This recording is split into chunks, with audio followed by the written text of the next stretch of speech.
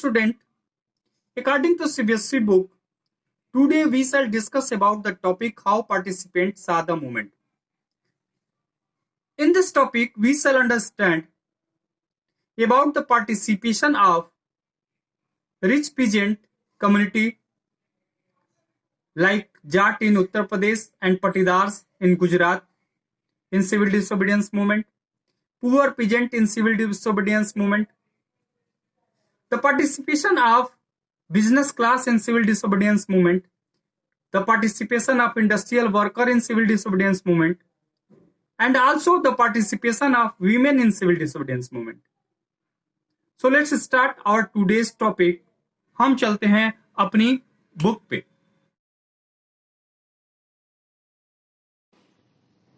Okay, the topic how participants are the movement. Let us now look at the different social group that participated in the civil disobedience movement. Why did they join the movement? What were their ideals? And what did Swaraj mean to them?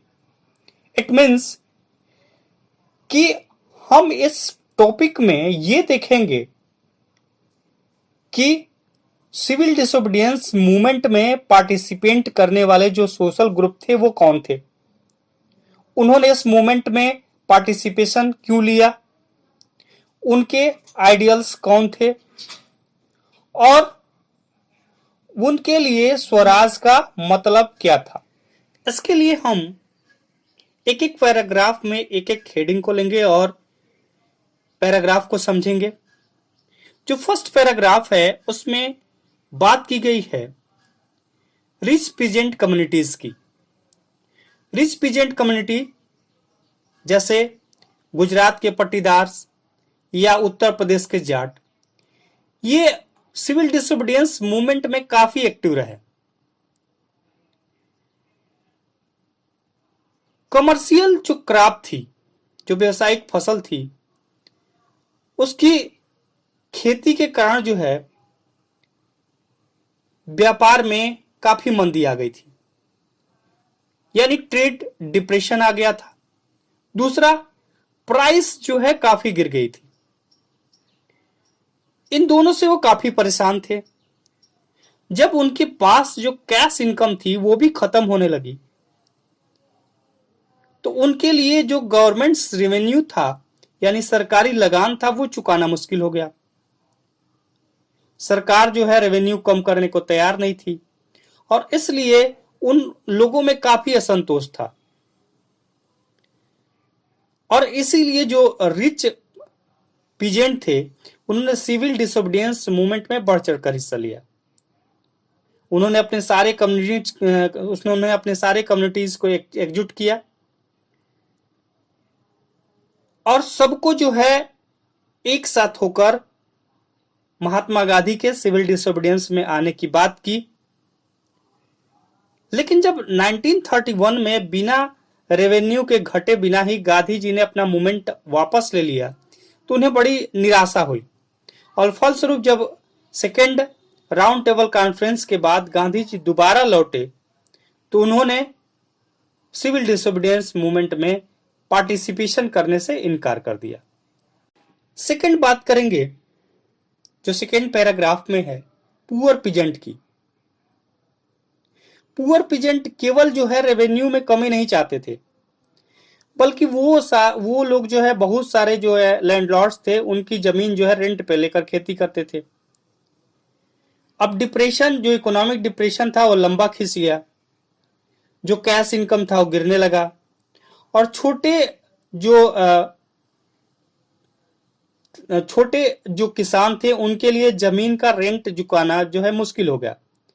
वे चाहते थे कि जो उनको revenue या जो rent का पैसा उन्हें लैंडलॉर्ड को देना पड़ता है वो न देना पड़े, और इसके लिए उन्होंने कई बार जो है मूवमेंट्स में या कम्युनिस्ट मूवमेंट या सोशलिस्ट मूवमेंट में हिस्सा लिया.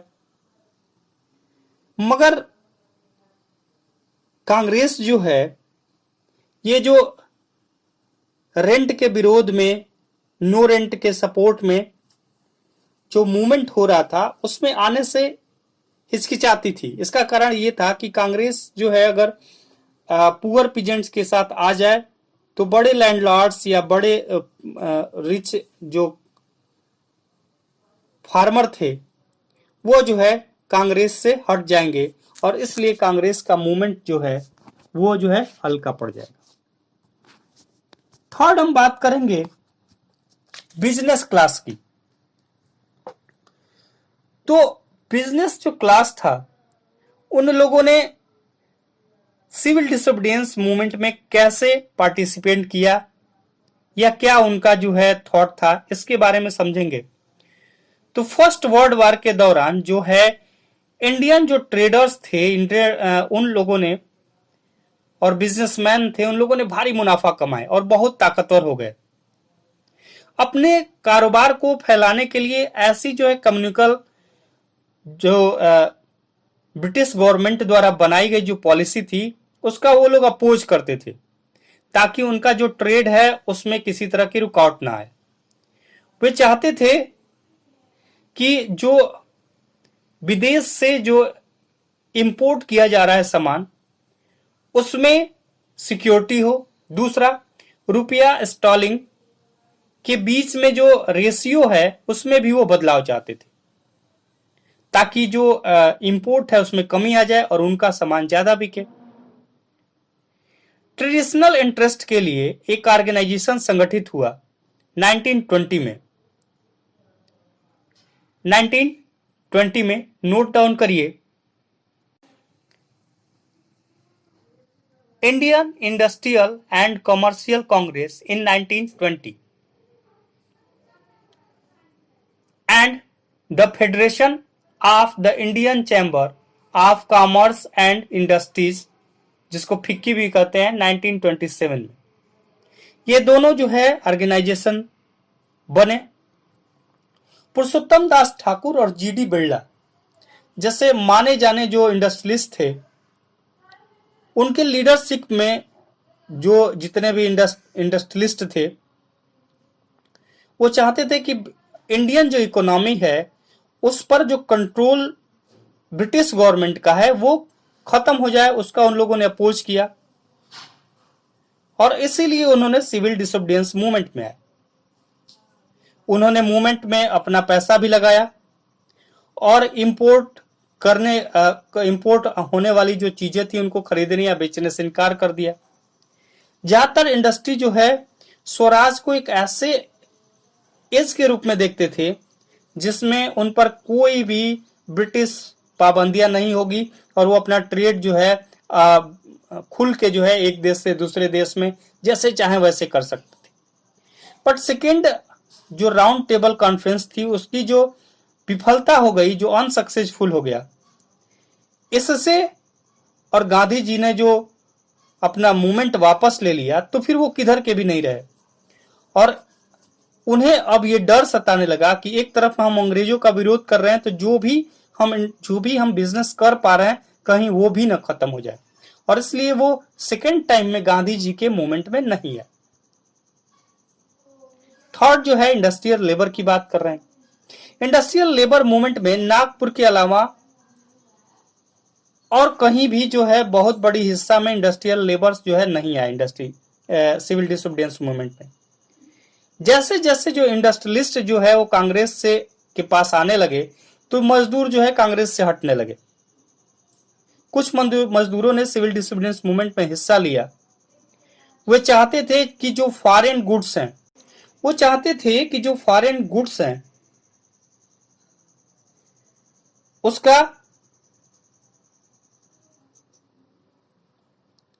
उसको जो है बाइकआउट किया जाए।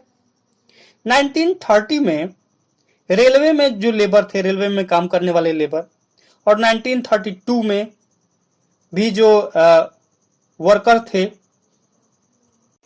डॉक वर्कर्स यानी गोदी कामगार बोलते हैं, इन लोगों ने हड़ताल किया। 1930 में छोटा नागपुर में टीन के जो खान थी उसमें हजारों मजदूरों ने गांधी टोपी पहन के रैली की और बाइकाट जो मूवमेंट थे उसमें हिस्सा लिया। फिर भी कांग्रेस जो है अपने कार्यक्रमों में मजदूरों को इंक्लूड करने से थोड़ा सा हिचकिचाती थी, क्योंकि अगर वो वही बात हो गई थी कि अगर मजदूर को उन्होंने ले लिया तो इंडस्ट्रियलिस्ट उनसे हट जाएंगे, और इसलिए जो है वह इसमें मजदूरों को नहीं लेना चाहते थे।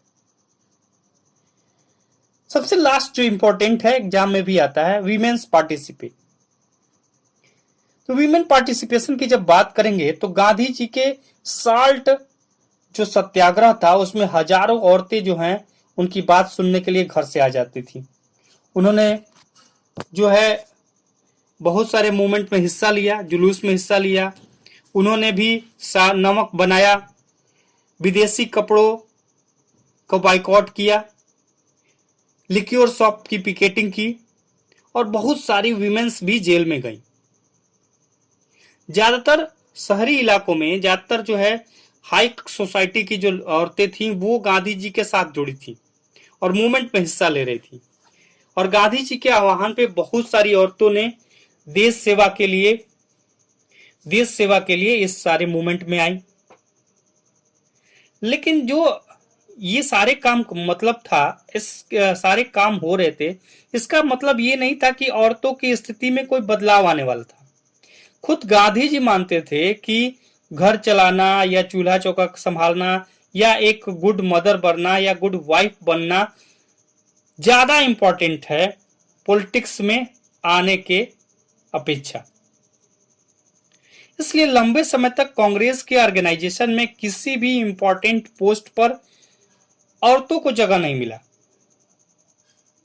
कांग्रेस वुमेन्स को तो चाहती थी कि उनके उसमें आए, मगर वो कांग्रेस बड़े पोस्ट पर औरतों को नहीं देना चाहती थी, क्योंकि गांधी जी की ये सोच थी कि जॉब करने या पॉलिटिकल पोस्ट पे आने से बड़ा दायित्व ये है कि वो एक अच्छी मां और एक अच्छी पत्नी बने, ताकि देश जो है आगे जाए। तो ये था आज का लेक्चर। अच्छा लगे तो लाइक जरूर करिएगा।